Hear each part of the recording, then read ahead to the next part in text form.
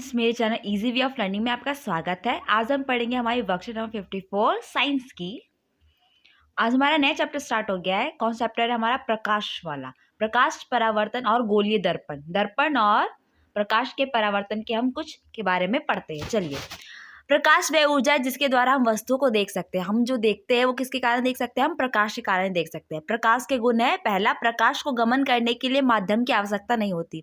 इसे किसी भी माध्यम की आवश्यकता नहीं होती और प्रकाश की चाल निर्वात में सबसे अधिक होती है। निर्वात का मतलब है जहाँ पर कुछ भी नहीं होता, यानी हवा भी नहीं होती। वहाँ पर इसकी स्पीड क्या होती है? 3 × 10⁸ मीटर पर सेकेंड। 3 × 10⁸ बार मीटर एक सेकंड के अंदर इतनी तेज स्पीड में ये चलती है प्रकाश। ठीक है। प्रकाश परावर्तन, प्रकाश का किसी सतह पर टकराकर वापस आना प्रकाश का परावर्तन कहलाता है, जैसे कि दर्पण में होता है। किसी शीशे में जब प्रकाश पड़ता है तो क्या होता है? प्रकाश का परावर्तन होता है। परावर्तन का मतलब जो लाइट वापस आती है उसे परावर्तन कहते हैं। गोलीय दर्पण, दर्पण दो तरह के होते हैं, एक समतल होता है, एक गोलीय होता है। तो गोलीय में अवतल दर्पण के बारे में देखते हैं। अवतल और उत्तल आपको याद होगा। अवतल और उत्तल कैसे होता है, इसे हम आसानी से याद करते हैं। अपना हाथ में आप मुट्ठी में अपने हाथ को एक गुफा की तरह बनाएंगे। जो अवतल है वो अंदर वाला, जो हम जहाँ हमारा सीधा वाला हाथ है उसमें जो अंदर की तरफ है वो अवतल हिस्सा होगा, और जो पीछे की तरफ उभरा हुआ हिस्सा है उसे हम उत्तल कहेंगे। तो इसे हम याद कर सकते हैं। अवतल अंदर की तरफ, उत्तल बाहर की तरफ। तो अवतल में क्या होता है? चमकदार हिस्सा अंदर वाला होता है जहाँ पे गहराई है, और पॉलिश हिस्सा क्या होता है? पीछे वाला। और उत्तल में चमकदार हिस्सा ऊपर वाला होता है, और पॉलिश सतह क्या होती है? जो अंदर की ओर घुसी होती है। उत्तल के दर्पण कौन कौन से है? उत्तल दर्पण हमें किस में दिखता है? जो हेडलाइट्स होती है वो उत्तल दर्पण ही होता है। ओके। और अवतल दर्पण हम किस में देख सकते हैं? चम्मच जो होता है वो अवतल दर्पण का काम कर सकता है। उच्च कोटि का पॉलिश किया हुआ सतह जैसे दर्पण अपने पड़ने वाले अधिकांश प्रकाश को परावर्तित कर देता है। आप प्रकाश परिवर्तन के नियम से पहले ही परिचित है, आइए नियमों को पुनः स्मरण करें। जो ज्यादा पॉलिश किया हुआ सतह होती है वो आसानी से सारे प्रकाश को परावर्तित कर देती है। तो हम जो नियम हमने पहले याद किए थे, कुछ को अभी हम फिर से पढ़ते हैं, याद कर लेते हैं। आपतन कोण परावर्तन कोण के बराबर होता है। आपतन कौन सा होता है? जो किरण आती है, ठीक है, उसका आने वाली जो किरण का कोण है वो उसे आई कहते हैं, और परावर्तन कोण जो वापस जाते हैं उसे आर कहते हैं। ठीक है, वो दोनों हमेशा क्या होती है? बराबर होती है। आपतित किरण दर्पण के आपतन बिंदु पर अभिलंब और परावर्तित किरण सभी एक ही तल पर होते हैं। 3 इसमें होती है। कौन कौन से? आपतित किरण, जो जहां से किरण आ रही है, अभिलंब बीच वाली, जो आपतित कोण और परावर्तन कोण के बीच को 2 भागों में बांटती है। अभिलंब और परावर्तित किरण, जो किरण आई है वो वापस जा रही है, ये तीनों क्या होते हैं? एक ही तल पे होती है। ठीक है, ये इसके 2 नियम है। और ये चीज क्या दिखा हुई है? देखिए, ये हमारा जो है, ये हमारा अवतल दर्पण का है। अवतल दर्पण में क्या दिखा रखा है? पी जो होता है हम उसे क्या कहते हैं? पोल यानी केंद्र। एफ हमारा फोकस होता है, और सी हमारा क्या होता है? अभी बताती हूँ मैं आपको। सी हमारा वक्रता केंद्र होता है। चलिए, तो इसमें ये क्या बता रहा है? आई और आर के बारे में बता रहा है। पहले हम इसके बारे में पहले समझ लेते हैं, इसके नियम क्या है, फिर हम अवतल और उत्तल दर्पण में समझेंगे कि वो आई और आर वो क्या समझाना चाहता है। गोलीय दर्पण द्वारा रेखा चित्र बनाने का नियम है कुछ। अवतल दर्पण का क्या है और उत्तल दर्पण का क्या है? तो पहला कहता है, मुख्य अक्ष के समांतर प्रकाश किरण परावर्तन के बाद फोकस से होकर गुजरती है। क्या देखिए, ये क्या बता रहा है कि मुख्य अक्ष के समांतर प्रकाश किरण परावर्तन के बाद फोकस से होकर गुजरती है। जब कोई किरण आती है तो क्या होती है? वो दर्पण पे जाते हुए वो फोकस से होकर, ये हमारा फोकस है, वहां से होकर गुजरेगी जब वो मुख्य अक्ष के समांतर होगी। मुख्य अक्ष कौन सा? ये हमारी ये सीधी वाली लाइन। ठीक है। उत्तल दर्पण में भी सेम वही होता है, लेकिन उत्तल दर्पण में ये जो हमारा फोकस होता है वो अंदर में होता है। ठीक है। तो इसमें भी जब समांतर होगी मुख्य अक्ष के तो कैसे जाएगी? वो फोकस से होकर गुजरेगी। तो यहाँ पे देखिए, फोकस से गुजर के वो जा रही है। हाँ,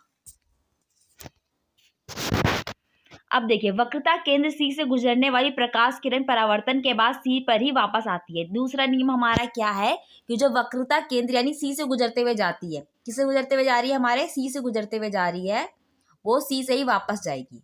ठीक है, सी से ही आएगी और सी से ही वापस जाएगी। ये हमारा अवतल में हुआ। उत्तल में क्या होगा? उत्तल में हमारा सी फिर से अंदर होता है, यहाँ पे भी सेम ऐसी होगा, वो ऐसे जाएगी और फिर वापस उसी लाइन से प्रकाश किरण परावर्तित हो जाएगी। तीसरा हमारा नियम कहता है मुख्य अक्ष से तिरछी दिशा में आपतित किरण तिरछी दिशा में ही परावर्तित होती है तथा आपतन कोण परावर्तन कोण के समान होता है।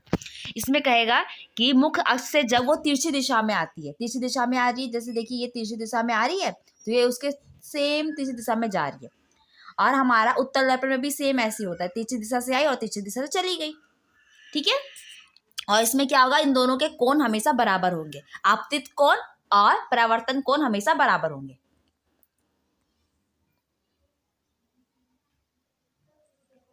इसमें भी देखिए यहाँ पे क्या दिखा रहा है कि जो समांतर रेखा आ रही है, जो हमारा अक्ष है, मुख्य अक्ष जो है ये है, इससे समांतर रेखा आ रही है। अब वो कहाँ फोकस से होकर गुजर रही है और उसके बीच में जो आपतित किरण है आई और आर और परावर्तित किरण कोण है, ये दोनों क्या होंगे, बराबर हो गए, ये बता रहा है। और जो हमारा उत्तल दर्पण है उसमें भी ये पता है, ये हमारा मुख्य अक्ष है, यहाँ पर हमारा पी है, ये हमारा फोकस है और ये हमारा केंद्र सी है। ठीक है, और ये यहाँ से देखिए किरण आ रही है और ये फिर वापस जा रही है फोकस से होते हुए। और ये बीच में क्या है, हमारा आई और आर यानी आपतित किरण, आपतित कोण और परावर्तन कोण दोनों क्या है, बराबर है, यही बता रहा है। चलिए अब इसमें हमें क्या क्या लिखते हैं उसके बारे में हम जानते हैं। जो हमारा मुख्य अक्ष होता है, मुख्य अक्ष पे ही हमारी सारी चीजें बनती है। मुख्य अक्ष जो है इस पे ही सारी चीजें बनती है। पी यहाँ पे लिखते हैं, एफ भी यहाँ और सी यहाँ। ठीक है, तीन चीजें हमेशा इसमें याद रखनी है, पी एफ और सी। ये है क्या, पी एफ सी, इसके बारे में पढ़ते हैं। मुख्य अक्ष पोल ध्रुव पी और केंद्र सी को जोड़ने वाली रेखा। सी क्या है, हमारा केंद्र है, पोल ध्रुव क्या हमारा पी को कहते हैं, और मुख्य अक्ष क्या है, उस पर ये सारी चीजें जो है उसी पर होती है। पोल पी गोलीय दर्पण का परावर्तक पृष्ठ का केंद्र को पोल या ध्रुव कहते हैं। जो गोलीय दर्पण होता है उसका परावर्तक पृष्ठ यानी कि जहां से रिफ्लेक्शन परावर्तन हो रहा है उसका जो मध्य बिंदु है उसे पोल कहते हैं। द्वारक अपर्चर एमएन गोलीय दर्पण का परावर्तक पृष्ठ को व्यास का द्वारक कहते हैं। देखिए एमएन किसे कहते हैं, ये जो एमएन है ना, ये इसको पूरा व्यास बना रहा है तो इसको क्या कहते हैं, इसको द्वारक कहते हैं। ठीक है, समझ में आ गया होगा आपको। अब वक्रता केंद्र सी को कहते हैं गोले दर्पण के परावर्तक पृष्ठ का एक गोल का एक भाग है, गोले के केंद्र को वक्रता केंद्र भी कहते हैं। इसे देखिए वक्रता केंद्र सी को कहते हैं कैसे, ये जो गोला है अगर हम इसे पूरा करें तो क्या होगा, ये इसका बीच वाला केंद्र बनेगा, तो इसीलिए इसे वक्रता केंद्र कहते हैं। ठीक है, आगे वक्रता त्रिज्या। वक्रता त्रिज्या क्या होती है, फिर से त्रिज्या गोलीय दर्पण के परावर्तक पृष्ठ एक गोले का भाग होता है, गोला त्रिज्या की वक्रता त्रिज्या कहते हैं। और इसकी जो त्रिज्या होगी वो क्या होगी, वो हमारी वक्रता त्रिज्या होगी। देखिए जैसे ये हमारा गोला है और ये हमारा केंद्र है और ये इसकी क्या होगी, त्रिज्या होगी, तो ये वही है, ऊपर आर लिखा हुआ है, आर का मतलब क्या है, त्रिज्या। ठीक है, चलिए फोकस होता है मुख्य अक्ष के समांतर किरण परावर्तन के बाद जिस बिंदु पर मिलती है या मिलती प्रतीत होती है। मुख्य अक्ष के समांतर जब कोई किरण जब मुख्य अक्ष से गुजरते हुए उसके समांतर जाती है, जैसे ये देखिए ये था अवतल दर्पण में पढ़ा था कि मुख्य अक्ष के समांतर जा रही है, जब वो वहां से मिलती हुई जाती है तो हम उसे क्या कहते हैं, वो कहाँ मिलती हुई दिखती है हमें, फोकस पे, उस बिंदु को हम फोकस कहते हैं। जब कोई किरण हमारे मुख्य अक्ष से गुजरती है तो वो वाली जगह हमारी फोकस कहलाती है। ठीक है, फोकस की दूरी क्या है, ध्रुव तथा फोकस के बीच की दूरी को हम कहते हैं ध्रुव और तथा फोकस के बीच की दूरी। ध्रुव क्या है हमारा P और F, उसके बीच की जो दूरी है उसे क्या कहेंगे, हम फोकस दूरी कहेंगे, और फोकस दूरी को R/2 यानी त्रिज्या की आधी भी कहते हैं। ठीक है, तो यहाँ पे हमारा ये खत्म हो गया है। तो हमने आसानी से पढ़ लिया कि क्या क्या चीजें थी, हमने बस ध्यान रखना है कि क्या है हमारा दर्पण के बारे में पढ़ना है, गोले दर्पण के बारे में, अवतल कैसा होता है, उत्तल कैसा होता है, कौन कौन से नियम है और इसमें कौन कौन सी चीजें हम मुख्य अक्ष पे लिखते हैं, तो उसे हमेशा ध्यान में रखना है। P, C, R, F ये सबको हमेशा ध्यान रखना है। ठीक है, अब हम क्वेश्चन करते हैं। पहला क्वेश्चन कहता है गोलीय दर्पण द्वारा रेखाचित्र बनाने के नियम और रेखाचित्र सहित लिखिए। ठीक है, तो इसमें आपको क्या कर सकते हैं, आप ये वाला, वैसे मैंने आंसर लिख रखे हैं, पहले मैं आपको बता सकती हूँ कि ये जो चीज़ है ये आपको ये वाला ये पूरा जो तीनों नियम है वो आप यहाँ पे लिख लीजिएगा।